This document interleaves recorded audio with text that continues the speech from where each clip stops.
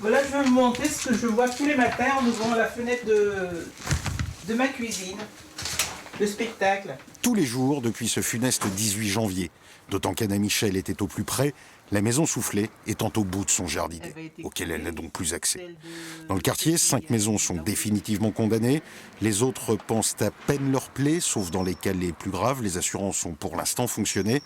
Mais face ou hors caméra, les riverains disent se sentir abandonnés.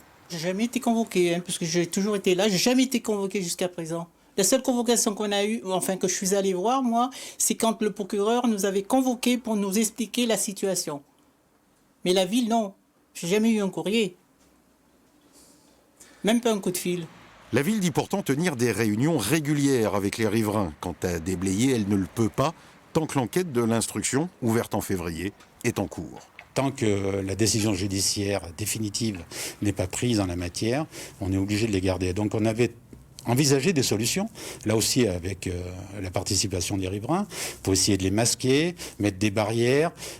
Nous étions prêts, la ville, à investir même pour mettre des barrières, j'allais dire, quasiment artistiques, pour essayer d'égayer. Et ils n'ont pas eu cette envie. Le plus dur pour les riverains, le passage incessant de curieux venus comme en balade pour voir. Le phénomène a diminué depuis la pose de plots en béton dans la rue, mais l'impatience gronde. On aimerait que ça aille plus vite, mais on sait très bien que la justice va lentement, et puis après il faudra arracher tout ça, et puis il faudra reconstruire, on ne sait pas quoi, donc on verra. Moi, vous savez, je suis fataliste. Tous attendent donc des nouvelles. La ville, elle, a promis que les reconstructions se feraient de manière concertée.